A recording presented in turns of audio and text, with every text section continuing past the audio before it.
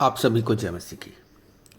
परमेश्वर का धन्यवाद हो आज के सुंदर दिन के लिए, उस सुंदर वचन के लिए जो उसने मेरी और हम सबकी बेहतरी के लिए दिया। आज का वचन है गिनती 6 अध्याय उसके 24 से 26 पद तक, जहाँ पर यूं लिखा है, यहोवा तुझे आशीष दे और तेरी रक्षा करे।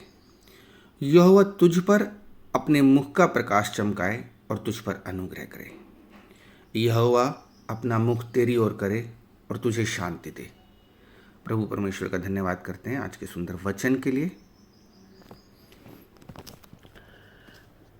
गिनती 6 अध्याय उसके 24 से 26 पद जो हमने आज पढ़ा, ये बेसिकली एक आशीर्वाद है जो परमेश्वर ने मूसा को दिया ताकि वह हारून और उसके पुत्रों को सिखा सके कि वे इस्राएल को कैसे आशीर्वाद दे।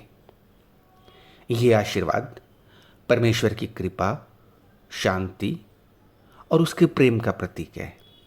या अगर हम ये कहें दूसरे शब्दों में कि ये बहुत ही सुंदर और शक्तिशाली प्रार्थना का रिजल्ट है जो परमेश्वर हमें अपने आशीर्वाद के रूप में देता है। यहाँ पर दो चीज़ें हैं। पहली चीज़, यहोवा तुझ पर अपना मुख चमकाए, और दूसरी बात है और तुझ पर अनुग्रह करे। आज हम समझेंगे कि बेसिकली मुख चमकाने का मतलब क्या है। यहोवा तुझ पर अपना मुख चमकाए, उसका हमारे जीवन में क्या मतलब होता है। यहोवा का मुख कब चमकता है? जब यहोवा की कृपा और प्रसन्नता और उसकी प्रेजेंस होती है, तब परमेश्वर अपने मुख को चमकाता है। और सिर्फ अपने ही मुख को नहीं चमकाता, बल्कि उसका जो मुख चमकता है उस मुख की रोशनी दूसरे व्यक्ति पर पड़ती है। इसलिए तो लिखा हुआ है, यहोवा तुझ पर अपना मुख चमकाए, यानी कि जो यहोवा के अंदर जो जो नूर है, जो ज्योति है, वो हम पर प्रकट हो और हम उसकी ज्योति में चले। बाइबल में भी लिखा हुआ है, तुम ज्योति की संतान हो और ज्योति में होकर चलो। ये बात हमें इस बारे में बताती है कि परमेश्वर उस व्यक्ति पर अपनी कृपा और आशीर्वाद बरसा रहे हैं जो व्यक्ति उसकी उपस्थिति में है और उस पर प्रसन्न है। तब परमेश्वर की दया और परमेश्वर का प्रेम उस पर प्रकट होता है, जिसके सबब परमेश्वर के चेहरे की चमक सामने वाले व्यक्ति पर पड़ती है। क्योंकि जब प्रभु का चेहरा चमक रहा है तो ये प्रभु की खुशी और उसके अनुग्रह का प्रतीक होता है। पुराने समय में भी ऐसा ही होता था। जब कोई राजा अपने मुख को चमकाता था तो ये उसके लिए अनुग्रह और कृपा का संकेत होता था। जब देखा जाता था कि राजा बहुत खुश हो जाता था, पहले के समय में तो कभी कभी वो अपनी जो उसकी मालाएं होती थी, वो जो सामने वाला मनुष्य जिसके ऊपर वो प्रसन्न हो जाता था उसे निकाल के दे देता था। कहता था, मांग, तू क्या मांगता है, तुझे ये चीज़ देती जाती थी। तो वो एक ऐसा समय होता है कि जब परमेश्वर अपने मुख को चमकाता है, यानी कि उस पर अपना अनुग्रह करता है, अपनी दया करता है, उससे खुश होता है, तो उसे वो सब चीज़ें दे सकता है जो वो उसे देना चाहता है। वो बेसिकली उसकी दिव्य कृपा होती है, उसका अनुग्रह, उसकी दया होती है। हम इस बात को समझेंगे मूसा के जीवन से। बाइबल बताती है, जब मूसा ने 40 दिन और 40 रात सीने पर्वत पर प्रभु की उपस्थिति में समय गुजारा था, और जब वह उस पर्वत से नीचे आया तो उसके चेहरे पर एक दिव्य प्रकाश चमक रहा था। बाइबल बताती है, निर्गमन 34 अध्याय उसके 29 से 30 पद में लिखा हुआ है, जब मूसा सीनै पर्वत से नीचे आया तो उसने वाचा की 2 पट्टियां अपने हाथ में ली हुई थी। और जब वह पर्वत से नीचे आया तो मूसा को मालूम नहीं था कि उसके चेहरे से चमक निकल रही है, क्योंकि वो तो परमेश्वर से बात कर रहा था। ये चमक जिस समय वो परमेश्वर से बात कर रहा था, परमेश्वर की उपस्थिति में उसके ऊपर प्रकट हुई। परमेश्वर की उपस्थिति और उसकी दया का रिजल्ट था जो मूसा के चेहरे पर प्रकट हुआ। बेसिकली ये एक दृष्टांत है और ये हमें ये समझाता है कि जब जब हम प्रभु की उपस्थिति में रहते हैं तो हम उसकी चमक से चमकने लगते हैं। अगर हम साइंटिफिक तरीके से भी देखें तो जितने भी बेसिकली स्टार्स हैं, जितने भी उपग्रह हैं, इनका अपना कोई प्रकाश नहीं होता, पर क्या होता है, ये सूर्य की उपस्थिति में रहकर उससे चमकने लग जाते हैं। ठीक इसी तरीके से हमारे जीवन में भी यही होता है। हम जब जब प्रभु की उपस्थिति में रहेंगे तब तब प्रभु के उस अनुग्रह को, उसके प्रेम को, उसकी दया को हम उससे ले लेंगे और उसमें चमकते रहेंगे। दूसरी चीज़ वो कहता है और तुझ पर अनुग्रह करे।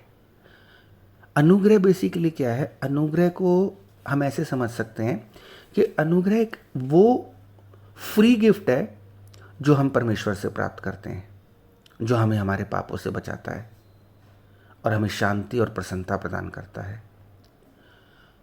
अनुग्रह का मतलब है बिना किसी योग्यता के परमेश्वर की कृपा प्राप्त करना।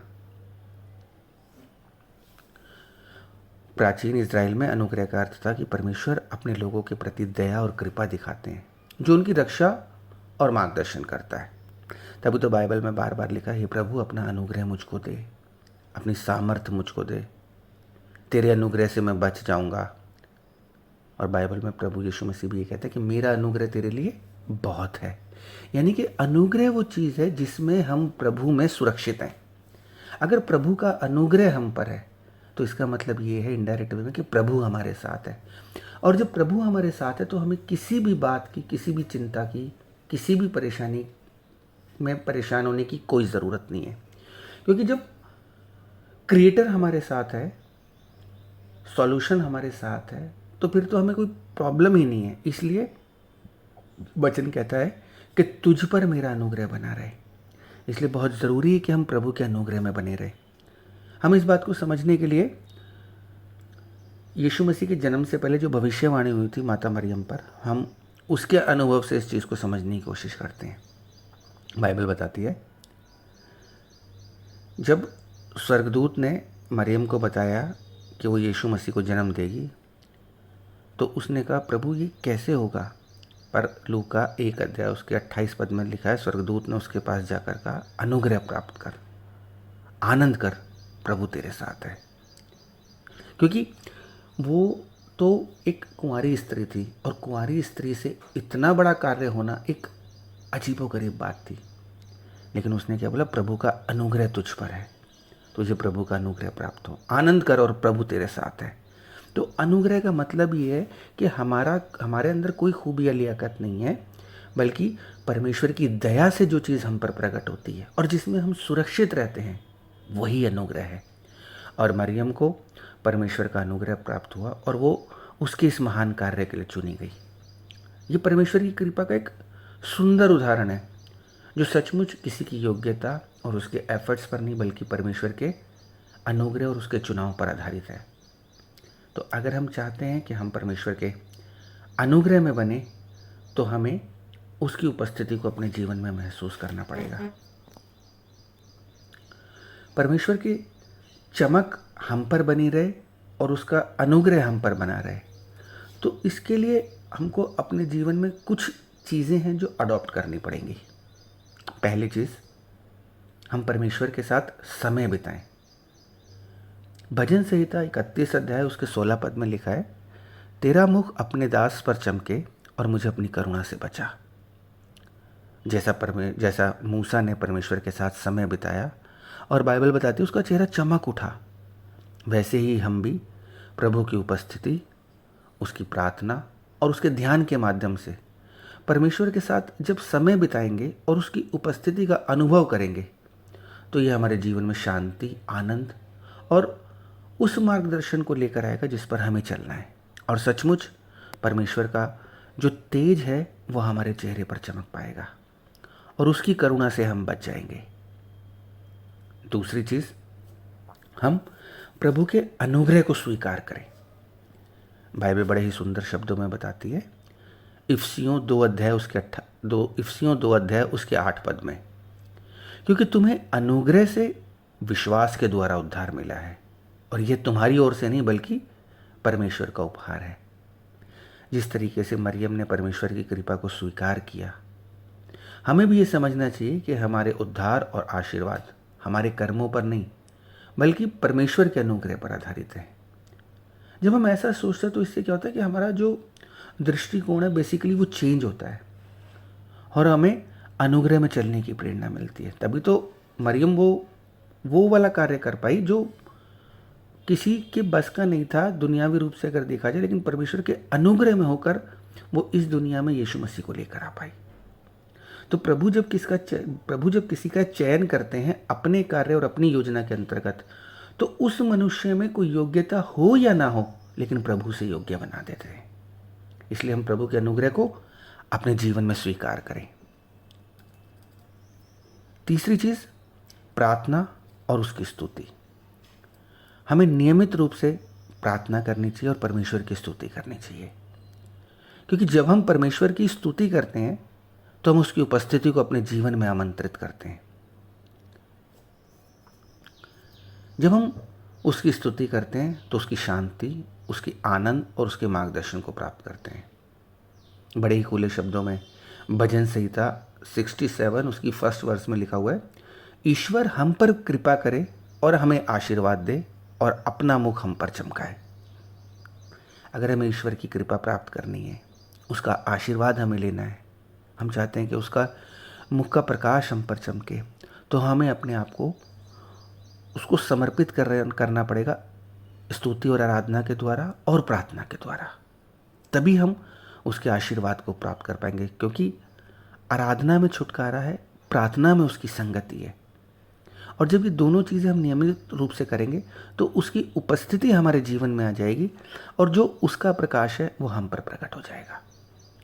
तीसरी चीज़, हमें अनुग्रह की जीवन शैली को अपनाना पड़ेगा और दूसरे लोगों पर वही दया और वही अनुग्रह दिखाना पड़ेगा जो हमें हमारे परमेश्वर से मिला है। परमेश्वर ने हम पर अपना अनुग्रह और दया दिखाई है, वैसे ही ठीक हमें भी दूसरे लोगों के प्रति दया और उस अनुग्रह को प्रकट करना पड़ेगा, क्योंकि जब हम ऐसा करते हैं तो ये हमारे रिश्तों को सुधारता है, उनमें मधुरता लाता है और उसी के साथ साथ हमारे जीवन में सुख और संतोष को बढ़ाता है। कुलुस्सियों 3 अध्याय उसके 12 पद में लिखा हुआ है, इसलिए परमेश्वर के चुने हुए लोगों की नहीं, मैं फिर रिपीट कर रहा हूँ, इसलिए परमेश्वर के चुने हुए लोगों की नहीं जो पवित्र और प्रिय है, बड़ी करुणा और भलाई और दीनता और कोमलता और धीरज को धारण करते हैं और दूसरों पर प्रकट करते हैं। यानी कि अगर हम परमेश्वर के चुने हुए लोग हैं जो पवित्र हैं और प्रिय हैं, तो क्या होगा, उन पर प्रभु का तेज चमकेगा, उन पर प्रभु का अनुग्रह होगा और वो बड़ी करुणा और भलाई और दीनता और कोमलता के साथ धीरज धरकर इसे दूसरे लोगों पर भी प्रकट करेंगे। मेरे अजीजों, गिनती 6 अध्याय और उसका 24 से 26 पद हमें ये सिखाता है कि हम परमेश्वर की कृपा और उसके अनुग्रह को अपने जीवन में स्वीकार करें, क्योंकि ये हमारे जीवन को बदल सकता है। हमें अपने जीवन में परमेश्वर की उपस्थिति को स्वीकार करना चाहिए। जब हम उसकी कृपा को अपने जीवन में स्वीकार करते हैं और दूसरों के प्रति दया और अनुग्रह दिखाते हैं, तो जब हम ऐसा करते हैं तो हम न केवल अपने जीवन की गुणवत्ता में सुधार करते हैं बल्कि परमेश्वर को भी स्तुति और महिमा दिलाते हैं, क्योंकि वो ये कहता है जैसे तुम अपने कामों के द्वारा, अपने जीवन के आचरण के द्वारा मुझको महिमा दिला सकते हो। और हमारे जीवन का उद्देश्य भी परमेश्वर को महिमा दिलाना है। हम प्रार्थना करेंगे प्रभु यीशु मसीह से कि प्रभु यीशु मसीह, हम आपकी हुजूरी में आते हैं, क्योंकि सचमुच हम आपकी उस कृपा और उस अनुग्रह के लिए धन्यवाद करते हैं जो आपकी तरफ से हमें मिला है, क्योंकि हमारे अंदर कोई भी ऐसी खूबी या लियाकत नहीं थी जिसकी वजह से हम आपके अनुग्रह, आपकी कृपा, आपके प्रेम को पा पाते। पर पिता परमेश्वर, हम आपका धन्यवाद करते हैं कि आपने अपनी दया को, अपने अनुग्रह को और अपने प्रेम को हम पर प्रकट किया।